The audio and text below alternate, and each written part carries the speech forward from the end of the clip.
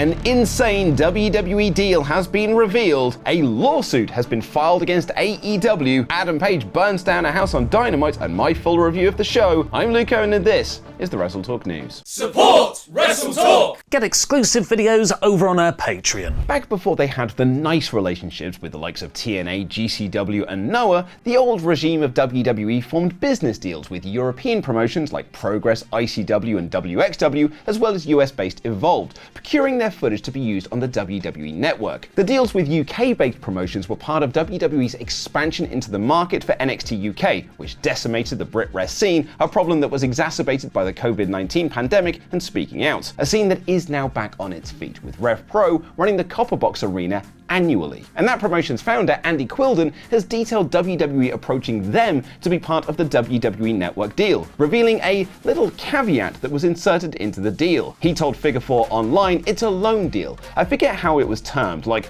loan your footage for X amount of time for the WWE Network, and at the end of the term of the contract, they had the option to buy. And it's like, option to buy the footage? No, the whole promotion. While it is unknown if this caveat was in all of the deals offered, WWE did buy Evolve in 2020. When AEW Collision launched, Ollie Davis was very excited to learn that Kevin Kelly would be doing commentary for the show because he was such a big fan of his work. But it was a relationship that would not last long, as Kevin Kelly was removed from the commentary desk and replaced with Tony Schiavone and was let go by the company in March of 2024. He has since spoken out against his treatment by AEW while appearing on Eric Bischoff's podcast, noting that he had a falling out with fellow commentator Ian Riccaboni over Kelly's support for the film Sound of Freedom. Kelly has now teamed with the Tate twins, who worked with AEW as the Boys, to file a lawsuit against All Elite Wrestling, Riccaboni, and Tony Khan. For the Tates, they feel that Khan's comments that they no-showed events were false and defamatory, claiming that they missed shows due to AEW's poor travel arrangements. They missed one show due to AEW arranging their flights out of Nashville instead of Knoxville, a 180-mile drive, and they missed a show in Canada because they found out too late that they were needed for the show. They claim that this has led to embarrassment, humiliation, and it's affected their personal and professional relationships. They also argue that wrestlers are allowed to take bookings outside of AEW, but only if AEW sign off on them. Kelly's issues stem from his relationship with Riccaboni. He filed an official complaint against Riccaboni over the Sound of Freedom comments, and AEW told Kelly that they had looked into the matter and Riccaboni was disciplined for it. But Kelly claims that he was not told what disciplinary action took place. He claims that this incident affected his mental health and caused marital issues. He claims that the incident has prevented him from getting work elsewhere. The aim of the lawsuit, however, is to make it a class action lawsuit against AEW for misclassifying its talent as independent contractors rather than employees. There's an arbitration clause in the contracts they signed when joining AEW which prevents such a class action suit, which they want to void, which would then allow other wrestlers to join the suit. AEW said in a statement, AEW does not comment on pending litigation. Jim Ross said on his podcast the plaintiffs will run out of money before Tony Khan does. I don't hold out much hope that they're going to get any kind of settlement whatsoever, but maybe I'm wrong. He also said the case was frivolous, saying that they knew that they were signing up to be independent contractors when they signed their AEW deals. The case did get some ridicule online, with some fans noting that one of Kevin Kelly's complaints was that he did not get to do commentary for Sting's final match. Some also pointed out that one of the lawyers for Kelly and the Tate, Stephen A. New, is the sponsor and lawyer of Jim Cornette's podcast. Corey Brennan of Fightful posted on Twitter,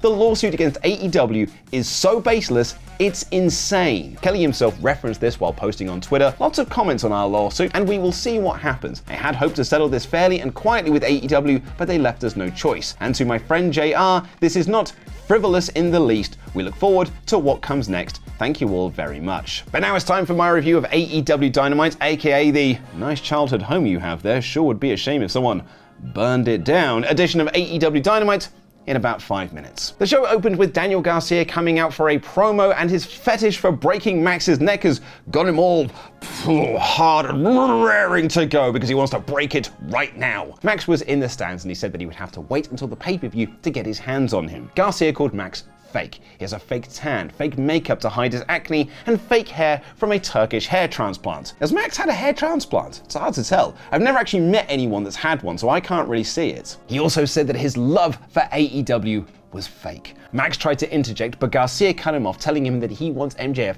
to suffer, and he wants his family to see him suffer, and he wants any potential future kids to ask, "Didn't you used to be a wrestler?" and Max will have to say that he was until Garcia ended his career. MJF calmly responded that he did Danny a favor by nearly breaking his neck, because these fans used to love Max until they turned their backs on him, and they will turn their backs on you too. So he'll protect him at the pay-per-view by putting him in a wheelchair. He then went full Max mode and made fun of his mum, leading to Garcia charging up the stairs to fight him. He was dragged back by security but broke free, and Max knocked him out with a bottle of wine. He told Garcia that he'd woken up something dangerous inside of him and gave him a big old smoochy kiss on his bloody head. A very good final angle for the pay-per-view match. I made fun of Kyle Fletcher challenging Kazuchika Okada for the Continental Championship because, well, he lost on last week's Dynamite. And he's lost a bunch of other times before that. But a few people did correct me, and you're absolutely right. He did beat Tomohiro Ishii on Collision. That is factually one win. Can't complain about rankings if you don't have them anymore. Doesn't matter anyway, because this match was awesome, nearly going the full 20 minutes and giving a lot of shine to Kyle. He avoided the Rainmaker a few times despite Okada's firm wrist control, but with 1 minute remaining, Okada hid behind the referee, low-blowed Fletcher, and hit the Rainmaker for the win. Takeshita came down after the match and stared off against Okada, which sets him up to win his spot in the Fatal 4-Way for the Continental Championship on Collision. It's an interesting setup, as when Takeshita was making a name for himself in DDT 10 years ago, he was called a young Okada by the press. Let's hope that this leads to a proper one-on-one match, or them being on either side of the C2 bracket to meet in the final. Swerve Strickland had a lovely video about now that he signed a lucrative AEW deal, he's been able to buy his childhood home. That's so sweet and lovely. I sure hope nothing bad happens to that house. Jamie Hayter beat Roman Renegade in a match that went longer than you'd think. Saraya and Harley Cameron watched backstage like it was WWE in 2019. Roderick Strong will get a shot at Hook's FTW Championship. Why is that belt still around? And Roddy said that he would wait to call his shot. Jon Moxley and Marina Shafir beat up people backstage, and Mox told Jack Perry that he was a sweet kid before going to the ring to call out Darby Allin again. While this will lead to a match, it felt like Mox actually wanted to recruit Darby into his Fight Club. Not the hottest of follow-ups to last week, but the inclusion of the Elite was interesting. Chris Jericho continued his feud with Orange Cassidy, and Mariah May beat Nyla Rose in a fine little match. May not having a challenger for her title following the big win at All In is insane to me. You know, Deonna Purrazzo's right there, give her some wins. She cut a promo saying that she will make some new art following her bull rope match loss. Mercedes Moné came out for a promo ahead of her match with Hikaru Shida, saying that Shida can't be the ace when Moné is the face. Shida appeared on the screen, and not Adam Pearce revealed that Camille will be banned from ringside at All Out. I mean, didn't make a difference for Britt Baker. The Elite cut a promo saying they will do whatever it takes to get the World Championship into their group, and then we got our main event with 40 minutes of the show still to go.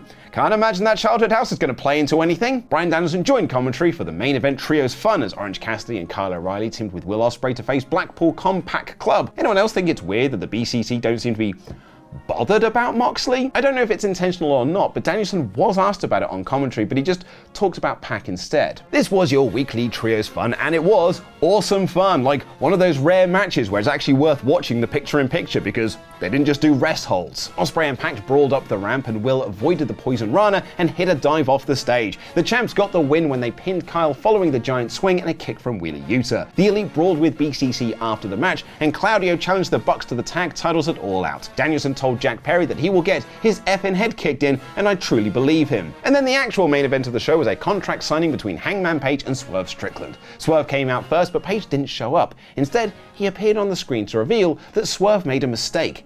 He told Page where he once lived. So Page went to whose house? Swerve's childhood house. He cut a fantastic promo on Swerve and his family and started pouring gasoline around the house. He went outside, told Swerve that he would burn his world to the ground, and then cool as all hell, sat in a chair, drank whiskey, and set Swerve's house on fire. This was so flipping cool. They announced to the crowd after the show that the cage match at All Out will now be a lights out match. It ended off a really good episode of Dynamite, a solid go home where they built the matches for the pay-per-view. With only 2 weeks before All In and All Out, it's probably the best you can do. Maybe don't do that next year. Now go and watch me struggle on Nidhogg 2 as I battle Laurie, Blake, Blair and Dom on the latest episode of Control Freaks.